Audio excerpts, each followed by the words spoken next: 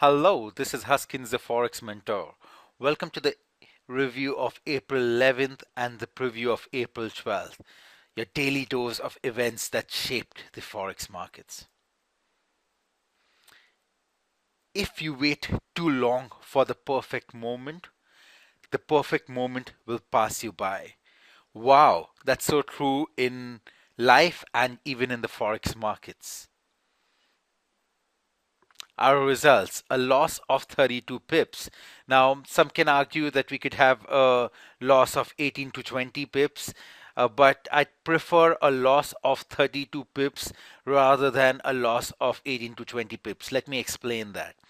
But before um, we look at this loss, we need to look at things in perspective. So far, we've had 37 trades, out of which we've had 30 of them winners, and four, including this one, as a losing trade, giving us about three break-even trades. So 30 out of 37 is a phenomenal record. Um, and we were due for a losing trade. So I'm going to share with you this particular trade, which did not go our way. All right, so this was the employment change. We had bad employment from um, Australia, and the trade plan on this one, we'd observed that it would continue to move forward.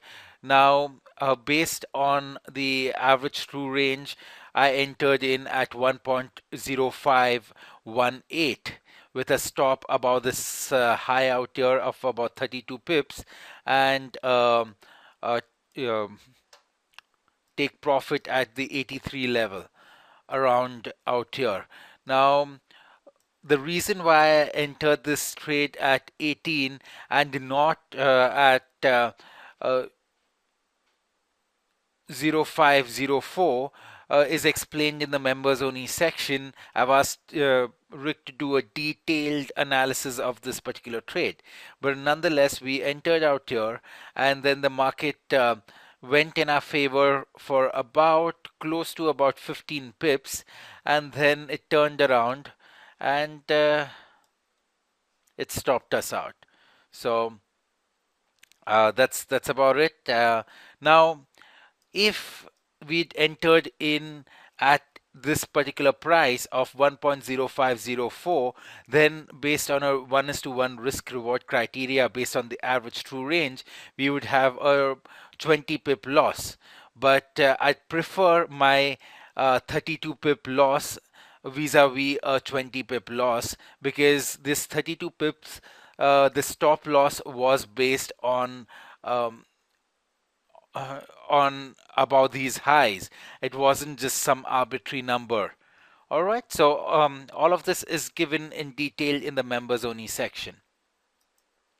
Now, I'd like to share with you what I envision the purpose of this huge profits through economic indicator trading.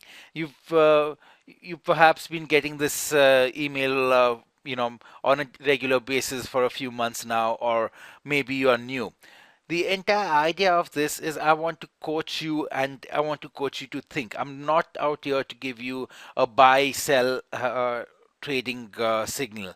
I'm out here to help you get into my mind and see the way I think, the way I go about harnessing pips from the markets with an 80% plus record, positive record. I think I have the credentials, and I've been doing this for over the last how many, 8, 9 years now, and I have the credentials to make money consistently in the forex markets. But what I want to do is I want to help you make money in the forex market. I want you to start thinking rather than just following. And I'm so glad that a lot of you all are writing to me directly with your own trade plans and discussing how whether your thought process is correct or not. That's actually what I live for. I'm here to help you trade better. Another thing out here I'd like to add is that we are always accessible via email. If you don't understand something, shoot us an email. Does not matter if you think it's a dumb question. There's no dumb question. The only questions which are dumb are the ones which are not asked. Now let's look at news from around the world. Australia's unemployment rate unexpectedly rises to a three-year high. So you see the trade out here, which we expected a continuation was based on sound philosophy that the Australian dollar might go down, based on the fact that we had terrible numbers from Australia's employment. Now, the jobless uh, rate rose to 5.6% from 5.4%. Now, this is the highest number since November 2009. Now, November 2009 is basically when the entire world was reeling through the recession period. And if we have numbers close to that, um, my expectations was that the Australian dollar should weaken. So there's nothing wrong with the trade plan, but there is something which is brewing in the market, which I'll talk to you in a bit. And we might have to change our trading um, psychology and a philosophy based on what's brewing in the market. And what's actually brewing in the market is another record close for Dow and the S&P 500. Now, US stocks had another day of gains on Thursday that pushed the Dow and S&P 500 to record highs. Now, the Dow Jones Industrial Average topped the previous day's record high, rising 0.4% to close at 14,865.14. Now, basically, it is just 1% away, or even less than that, from 15,000 mark. Now, the question is the stock market a bubble? Um, if you've listened to my videos, you know what my take on it is currently. My take on it is that I feel it is a bubble, but I feel it is not a time to go short on it right now. I think the smart money guys with the deep pockets are, yes, still in it. They are slowly but surely getting the dumb money inside now and getting the dumb money all excited about the stock market. Now, how high can it go? Um, Look at it this way, that the Dow Industrial, the PE ratio is about 16.28, 16.28. What does this actually mean? It means that it'll take 16.28 years for the companies to earn enough of money worth their stock right now. So let's say if a stock is you buy the stock at $100, for the company to earn that $100, it'll take on an average 16.28 years in for the companies in the Dow Jones Industrial Average. Now, 16.28, the PE ratio of 16.28 is not all that bad.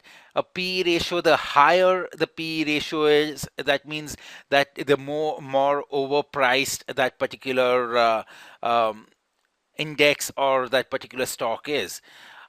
The historical range from 1990s I've seen ranges from anywhere from about 13. I'm talking about an average range per year. So anywhere from 13 till about 19.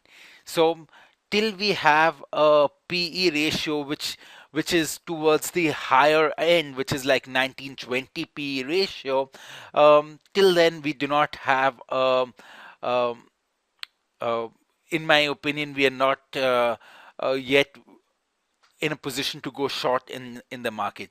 The smart money is going to hold on, in my opinion, till the P ratio reaches about 17. Get the dumb money inside, increase it to about 18, 19, and then it'll crash and people are going to lose their shirt. Now, why am I saying that? Because look at the main street. The disability claims skyrocket. The number of Americans getting some type of disability check from the federal government of USA is actually soaring. Since 2003, there's been a 29% jump in Americans with little or no work experience getting disability payments. All right. And at the same time, there has been a 44% increase in disability claims by people formerly in the workforce.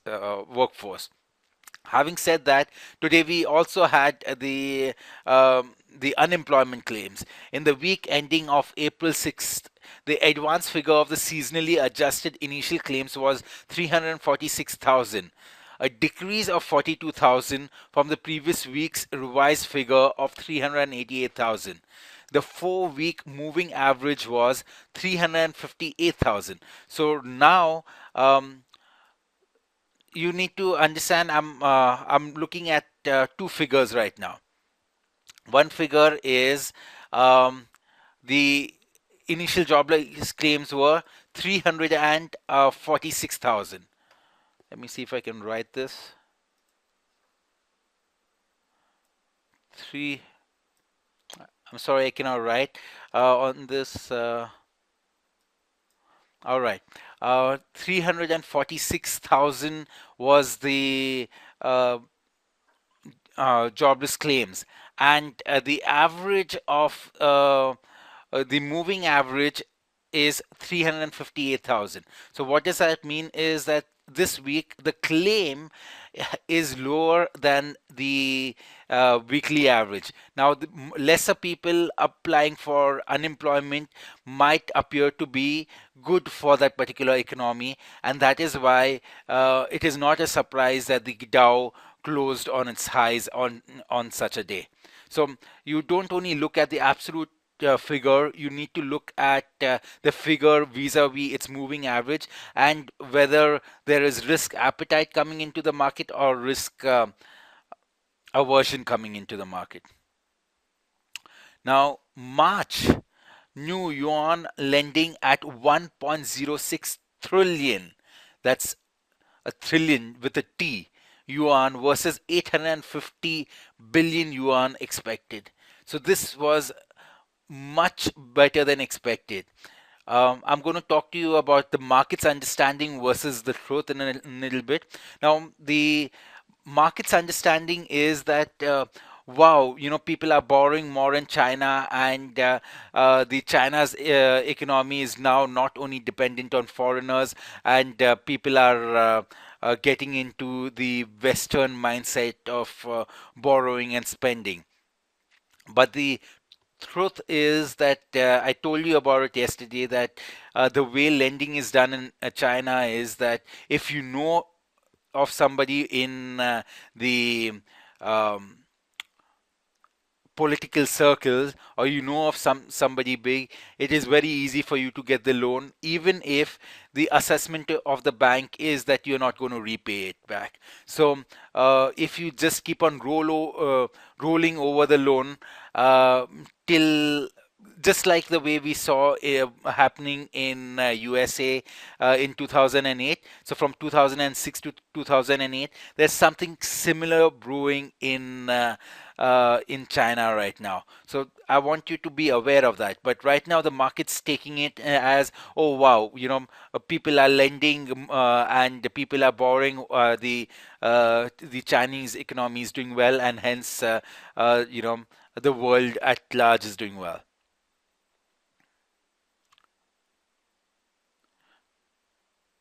Okay, IMF trims US growth outlook in a draft report citing fiscal cuts. Now, this is a draft report.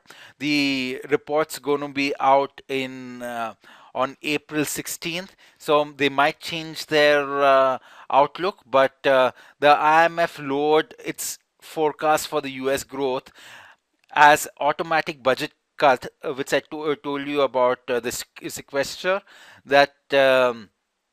That is the reason why the IMF trimmed US growth. Now let's look at preview for tomorrow. This is the subscribers only page, and I'd like to share with you the trades for uh, tomorrow. The US core retail sales. Wow, this last month had made over 40 pips. So this is a fantastic, has a fantastic track record. And let's see what tomorrow brings.